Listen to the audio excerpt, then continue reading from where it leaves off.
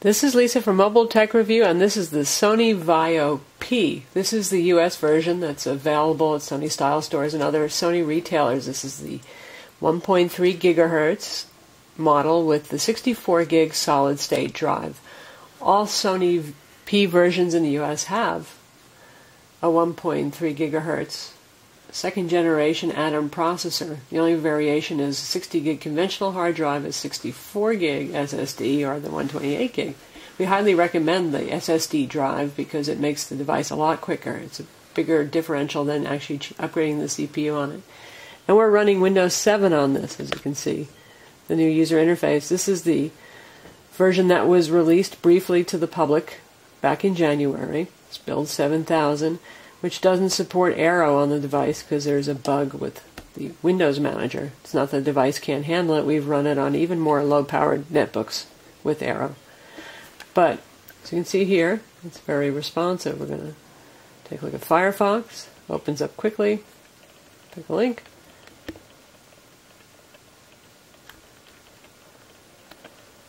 It runs fine.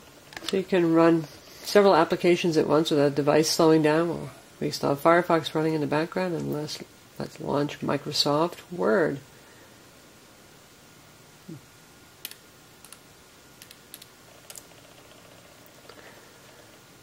Should launch pretty quickly thanks to the solid state drive. And we've got that running. And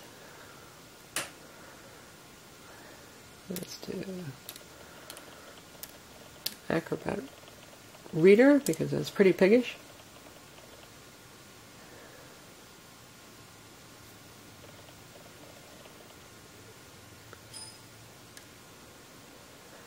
So we've got a bunch of apps running at once just fine under Windows 7. It's responsive. Can't wait for the final release version. It's really going to be the perfect complement to the VAIO P and to any netbook really. So let's take a look at the design real quick. Obviously, it has a very large keyboard that's easy to type on compared to a lot of netbooks. We like it a lot. It's got the raised keys, and it has the wide display. This is a 2:1 aspect ratio, so this is 1600 pixels wide by 768 tall on an 8-inch display. It means you have to have pretty good eyes to see it, or you're going to want to use the built-in zoom function, which zooms in most applications, or otherwise increase the font DPI if you're over 40. It's piano black, it's shiny, it's beautiful. It's available in 4 colors, typical of Sony. It's available in red, white, green, or black. It's incredibly thin and small. You've got a USB port and a proprietary port here that plugs into a dongle adapter for VGA and wired Ethernet. It has Wi-Fi, Bluetooth, GPS, Verizon, 3G network card built in. Pretty much everything is on here. It's got a wireless on-off switch right here, SD card, memory stick, duo slot, power, more USB, headphone jack, and the battery mounts on the back. It's the only non-shiny thing right here on the device. This is a 2-cell battery. It's 2100 milliamps, which isn't a whole lot bigger than something like, well, an extended battery for something like HTC Touch Pro or Fuse, but it really does manage to run to about 2.5 hours. And an extended battery is available for 120. That's a 4-cell battery that doubles capacity.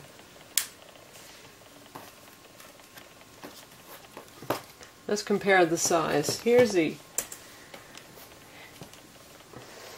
Acer 8.9-inch Aspire 1 right here. As you can see, it's an awful lot bigger.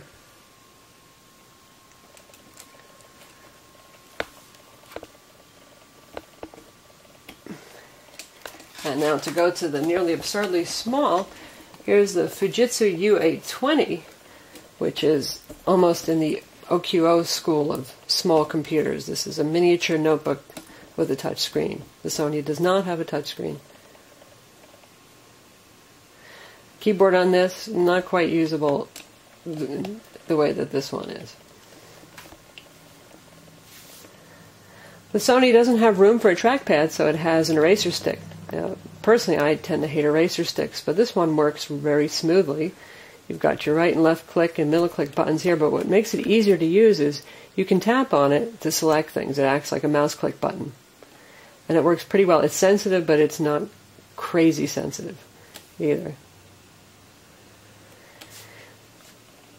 It's got a webcam that works just fine in Skype.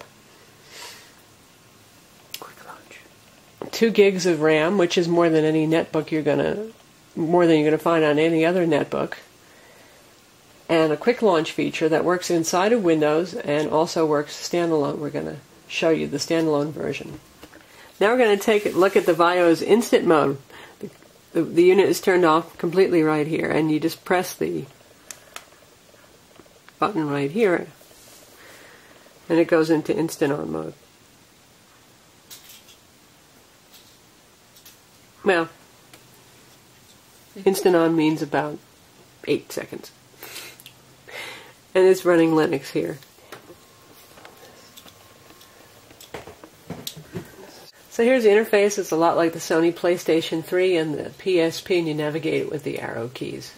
Back to home setting, where you can shut this off when you're done with it or launch Windows. You've got a variety of settings here, including wireless settings, so you can actually use the Wi-Fi or the wired LAN when you're in this mode. You can adjust the sound and the volume. You can check out pictures that are stored on the hard drive or on a removable card. Likewise, you can listen to music, watch videos. Those are the kind of things you expect to see with Instant On. But here's something that's a little bit different. We've got the Firefox web browser, the Linux version right here, and we've got Skype for Linux with support for video calling, and we've got an IM client. So this is Pigeon, also a Linux IM program, and it supports a variety of instant messaging clients. Let's take a look at the web browser. Again, this is Firefox on Linux, so it's a full-featured web browser.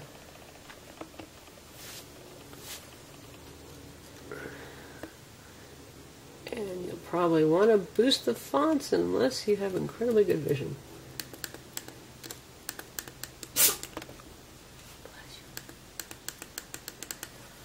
This is very hard to do from the side. And we'll take a look at our website.